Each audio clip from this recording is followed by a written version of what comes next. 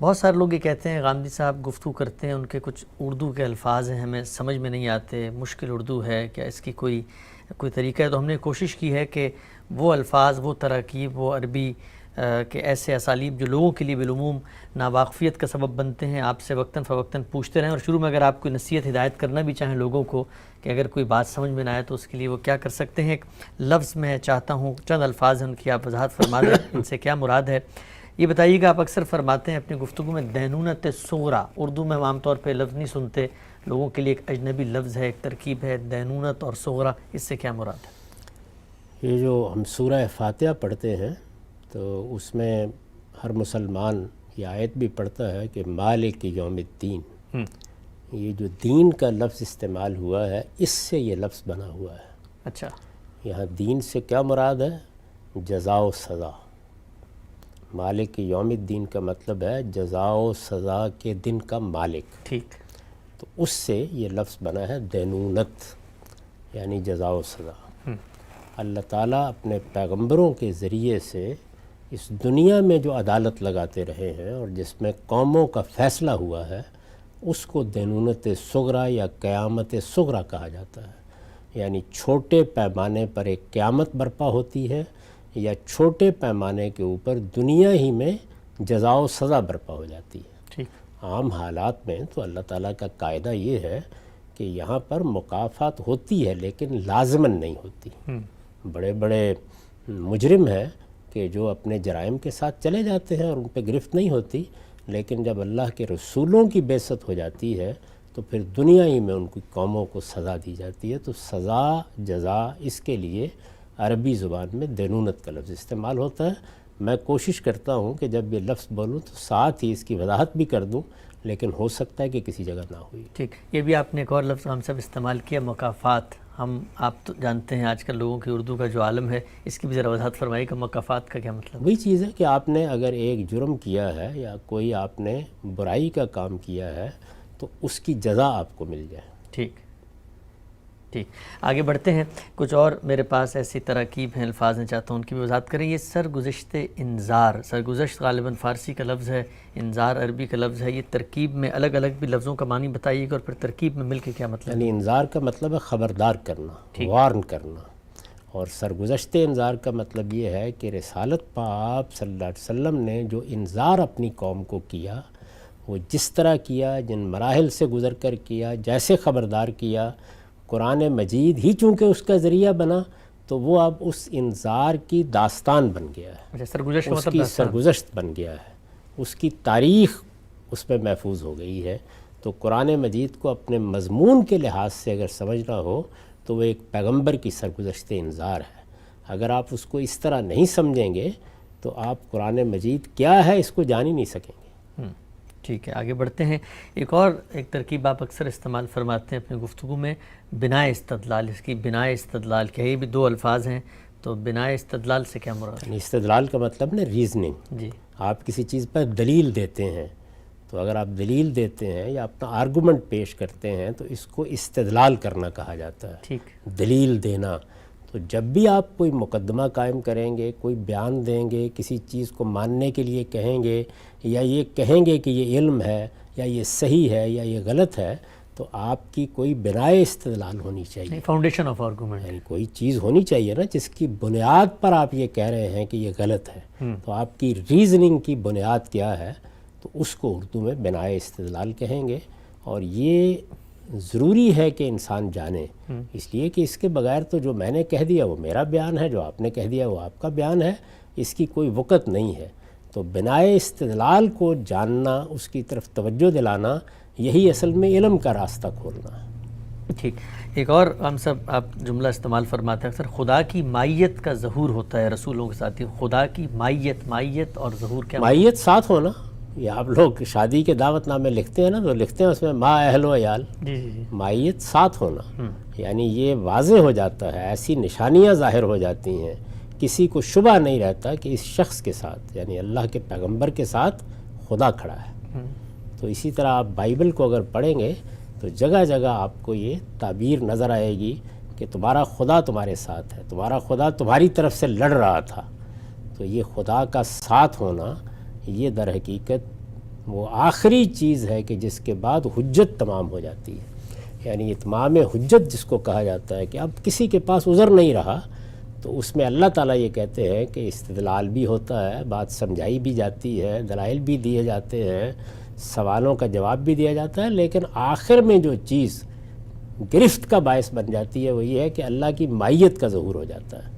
یعنی گویا سورج چاند جس طرح سے آسمان پر طلوع ہوتے ہیں اور کسی کے لیے انکار کی گنجائش نہیں رہتی، اسی طرح پیغمبر کے ساتھ اللہ تعالیٰ کی مائیت کا ظہور ہوتا ہے۔ ٹھیک، آگے بڑھاتے ہیں ہم سب اس سلسلے کو۔ یہ بتائیے گا، اکثر گفتگو میں زیر بحث آتا ہے یہ استنباطی استدلال ہے، تو استنباطی استدلال سے کیا؟ انفر کرنا، یعنی ہمارے پاس جو ذرائع ہیں علم کے، ان میں ظاہر ہے کہ ہمارے حواس ہیں، یہ حواس باطنی بھی ہیں، حواس ظاہری بھی ہیں۔ ہم اپنے باطن کو بھی دیکھتے ہیں، اپنے ظاہر کو بھی دیکھتے ہیں، اپنے باطن کی آواز بھی سنتے ہیں، اپنے ظاہر میں بھی آوازیں سنتے ہیں۔ اس خارجی دنیا سے ہمارا تعلق ظاہری حواس سے ہوتا ہے، ہمارے اپنے نفس سے ہمارا تعلق ہمارے باطنی حواس سے ہوتا ہے۔ تو ہمارے ظاہری اور باطنی حواس جن مشاہدات یا جن تجربات سے علم اخذ کرتے ہیں، ان سے پھر عقل کچھ چیزوں کا استنباط کرتی ہے، انفر کر لیتی ہے۔ تو ہمارے علم کا ایک بہت بڑا حصہ جو ہے وہ انفرنس پر مبنی ہوتا ہے۔ تو عربی زبان میں یا اردو زبان میں انفرنس کو استنباط کہا جاتا ہے۔ ٹھیک، یہ بتائیے گا ہم سب، اکثر آپ نے قرآن مجید کی صورتوں اور نظم واضح کرتے ہوئے فرماتے ہیں ترتیب سعودی ہے، تو یہ ترتیب سعودی دو الفاظ میں الگ الگ مطلب بتا دیجیے کہ ترتیب کا مطلب تو پتہ ہی ہے لوگوں کو، سعودی سے کیا مراد ہے؟ یہ دیکھیے کہ آپ جس وقت کہتے ہیں نا 1 2 3 4، تو آپ اصل میں ایک سے اوپر جا رہے ہیں۔ جی، تو سعودی کا مطلب ہے کہ نیچے سے اوپر جانا، اچھا، اور اگر آپ اوپر سے نیچے آ رہے ہیں تو یہ ترتیب نزولی ہے۔ اوکے، یعنی اسینڈنگ ڈسینڈنگ آرڈر جس کو کہتے ہیں۔ ٹھیک ہے، ہم سب آگے بڑھاتے ہیں۔ یہ بیان فرمائیے گا، اکثر آتا ہے کہ آپ فرماتے ہیں کہ نص میں یہ بات بیان نہیں ہوئی، نص سے کیا مراد ہوتی ہے؟ یعنی اللہ تعالیٰ کے کسی آیت میں، قرآن مجید میں یا رسالت میں آپ صلی اللہ علیہ وسلم نے اپنے کسی ارشاد میں اس بات کو بیان نہیں کیا۔ نص کا مطلب ہے کہ یہ وہ چیز ہے کہ جس کو اللہ تعالیٰ نے موضوع بنا کر خود یا اپنے پیغمبر کے ذریعے سے لفظوں میں بات واضح کرتی ہے۔ ٹھیک، یعنی ٹیکسٹ کے اندر ایک بات موجود ہے۔ ٹھیک، یہ بتائیے گا ہم سب، اگلا جو میں پوچھنا چاہتا ہوں اصطلاح عام طور پہ استعمال ہوتی ہے، وہ علی السبیل التغلیب آپ فرما رہے ہوتے ہیں کبھی، یہ اسلوب جو ہے زبان کا علی السبیل التغلیب ہے، علی سبیل التغلیب، اس سے کیا مراد ہے؟ یعنی دیکھیے نا کہ ہم دنیا میں چھوٹے بڑے سب لوگ موجود ہوتے ہیں، تو بعض اوقات ہم بڑوں کو خطاب کر کے یہ سمجھتے ہیں چھوٹے بھی اس کے تحت آ گئے ہیں، یا جس طریقے سے ہمارے ہاں چونکہ ایک بڑے طویل عرصے تک معاشرہ اس طرح رہا ہے کہ اس میں مرد ہی ڈومینیٹ کرتے رہے ہیں، تو اس میں مردوں کو خطاب کر کے عورتوں کو خود ہی شامل سمجھا جاتا ہے۔ زبان کی بات کر رہا ہوں، یعنی زبان میں یہی اسلوب ہے، تو اس کو کہتے ہیں علی سبیل التغلیب۔ یعنی آپ غور کر کے دیکھیں تو ہمارے ہاں مردوں کو خطاب کرنا ہو تو کچھ سیگے ہیں، دنیا کی ہر زبان میں ہیں، عورتوں کے خطاب کرنا تو الگ سیگے ہیں، اکٹھے ہوں عورتیں اور مرد تو پھر مذکر ہی کے سیگے ہوتے ہیں، میرے عزیز ہم وطنوں ہم کہتے ہیں، ایسے ہی کہتے ہیں نا، یعنی اس میں پھر عورتوں کا ذکر الگ سے نہیں ہوتا۔ تو یہ چیز کیا ہے؟ یہ علی سبیل التغلیب ہے، یعنی کسی ایک صنف کا، کسی ایک گروہ کا غلبہ مان کر آپ اس کا ذکر کر دیتے ہیں اور دوسرا اس کے تحت آ جاتا ہے۔ اس کی سب سے عمدہ مثال وہ ہے جس میں قرآن مجید نے یہ کہا کہ ہم نے فرشتوں کو حکم دیا کہ آدم کے سامنے سجدہ ریز ہو جاؤ۔ تو جنات بھی اصل میں فرشتوں کے تحت ہی ایک مخلوق ہے، یعنی بس اس سے چند قدم نیچے سمجھیے، تو وہ حکم میں شامل تھے، یہ آگے استثناء نے واضح کر دیا۔ تو اس کو کہتے ہیں کہ جنوں کا ذکر کرنے کی ضرورت نہیں تھی، فرشتوں ہی کا ذکر کافی تھا، وہ علی سبیل التغلیب اس میں شامل تھے۔ ٹھیک ٹھیک ٹھیک، آپ سب بہت شکریہ، آپ نے سمجھا دی بات۔ یہ بتائیے گا، آپ فرماتے ہیں اکثر جز بول کے کل مراد لیا ہے اور کل بول کے جز مراد لیا، اس سے کیا مطلب؟ یعنی مجھ سے اگر آپ یہ پوچھتے ہیں کہ کیا آپ نے آج صبح قرآن پڑھا، تو آپ کے پیش نظر کیا ہوتا ہے کہ میں پورا قرآن پڑھ کے آیا ہوں گا؟ نہیں، صورت وورت کوئی؟ میں جب جواب میں کہتا ہوں کہ ہاں صبح تلاوت کی قرآن کی، تو اس سے کیا مراد ہوتا ہے؟ ہو سکتا ہے چند آیتیں پڑھی ہوں۔ اچھا، تو یہاں پر اصل میں لفظ قرآن جو بولا گیا ہے، اس میں جز مراد ہے، یعنی لفظ تو کل بولا گیا ہے، قرآن بولا گیا ہے، جیسے کہ سورہ قدر میں ہے کہ انا انزلناہ فی لیلۃ القدر، ہم نے اس قرآن کو قدر کی رات میں نازل کیا، پورا تو نہیں نازل ہوا نا۔ یہاں بھی وہی کیا گیا کہ پورا قرآن کا لفظ بول کر اس سے جز مراد لے لیا گیا۔ اسی طرح بعض اوقات جز بولتے ہیں، جیسے میں نے جواب میں یہ کہا کہ ہاں میں نے صبح قرآن پڑھا تھا، تو تو یہاں میں نے اصل میں جز کو بولا ہے اور اس سے مراد کل لے لیا. ٹھیک ہم سبھی بات واضح ہو گئی. آگے بڑھاتے ہیں اس سلسلے کو. یہ بتائیے گا اضطراری علم، اضطرار عام طور پہ یہ لفظ بھی لوگوں کے لیے ایک اجنبی ہوتا ہے اور آگے علم بھی آ گیا. اضطراری علم کا لفظی معنی کیا ہے؟ یعنی وہ علم کے جس کو حاصل کرنے کے لیے میں کسی استدلالی عمل سے نہیں گزرتا، کسی ریزننگ سے نہیں گزرتا، بلکہ میں اس کو ماننے کے لیے مجبور ہوں. جیسے مثال کے طور پر میرے اپنے وجود کا علم ہے، جیسے میرے حواس دو چار ہو جاتے ہیں اس دنیا کے ساتھ، تو میں اس سے گریز نہیں کر سکتا. یعنی یہ وہ علم ہے کہ میں اس کو حاصل کرنا چاہوں یا نہ چاہوں، میں مجبور ہوں کہ میں اس کا اعتراف کروں.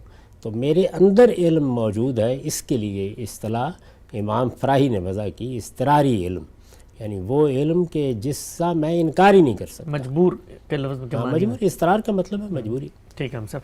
یہ ایک اور لفظ آپ فرماتے ہیں اکثر، یہ بات تو مضمر ہے، یعنی اس جملے میں یہ بات مضمر کا کیا مطلب؟ چھپی ہوئی ہے. اچھا، یعنی اس جملے کو اگر آپ دیکھیں تو الفاظ میں تو یہ بات نظر نہیں آ رہی، لیکن جس طرح یہ جملہ بولا گیا اس میں یہ چیز پوشیدہ ہے، چھپی ہوئی ہے. قیاس مع الفارق کی کبھی کبھی بات آتی ہے آپ کے، قیاس مع الفارق اس کا یعنی ایک ایسی بات تھی، آپ نے کہا یہ تو اس سے ملتی جلتی بات ہے، نہ اس کا اس سے کوئی تعلق تھا، نہ اس سے اس کا کوئی تعلق ہے، تو اس کو کہتے ہیں قیاس مع الفارق.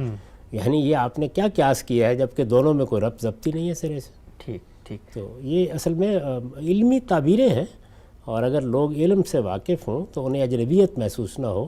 اور میں اس میں یہ بھی عرض کروں گا کہ ہم جب بچپن میں تھے تو ایسا نہیں ہے کہ یہ ساری چیزیں ہم نے آسمان سے وحی پا کے حاصل کیں.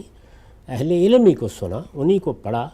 تو اس وقت ہمارا یہ ذوق ہوتا تھا کہ لغت پاس ہے یا فوری طور پر کوئی ڈکشنری ہے اس کو اٹھایا ہے، نیا لفظ سامنے آیا تو دیکھتے تھے اس کو، اور ہمیشہ شکر گزار ہوتے تھے کسی اچھے بولنے والے کا کہ اس نے ایک لفظ بولا ہے، ایک ترکیب استعمال کی ہے، ہمارے علم میں اضافہ ہوا. اب دیکھیے غالب نے، اقبال نے جب ان کی شاعری پڑھی تو اس میں ظاہر ہے کہ وہ زبان تو نہیں لکھی گئی نا جو آپ کے بازاروں میں بولی جاتی ہے. تو ان لوگوں نے ہمارے ذوق میں کتنا اضافہ کیا، کتنے اہم پہلو واضح کیے. تو ایسے ہی میرے خیال میں لوگوں کو علم کا سچا شائق بننا چاہیے. ایک چھوٹا سا لغت لے کے اپنے پاس رکھ لیں تو ان کو بہت سے الفاظ کے معنی معلوم ہو جائیں. بالکل ٹھیک ہے. چند اور لفظ لے لیتے ہیں، ہم سے 1-2 منٹ باقی ہیں. ضرر و غرر آپ استعمال فرماتے ہیں. ضرر کا مطلب ہے نقصان پہنچانا، غرر کا مطلب ہے دھوکہ دینا.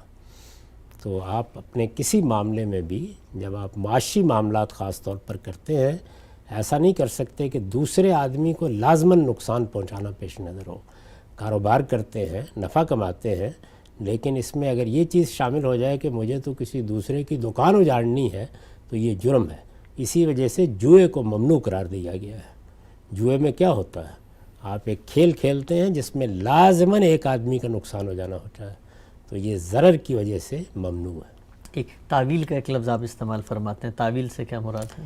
اردو زبان میں تو ہم اس کو بالکل اس معنی میں بولتے ہیں کہ جیسے ہم کہتے ہیں کہ اس چیز کا مطلب کیا ہے، اس کا مصداق کیا ہے، اس کی تفسیر کیا ہے، اس کے معنی کیا ہے. یہ بہت سے معنی میں بول لیا جاتا ہے، لیکن قرآن مجید میں یہ کسی چیز کی حقیقت یا اس کے مصداق کے لیے استعمال ہوا ہے. ٹھیک. تعویل رویا سیدنا یوسف کے اس میں بھی آیا ہے. یعنی حقیقت کیا تھی؟ دیکھنے کو تو انہوں نے یہ دیکھا کہ سورج اور چاند ہے اور 11 ستارے ہیں وہ میرے سامنے جھک رہے ہیں. اس کی حقیقت کیا تھی؟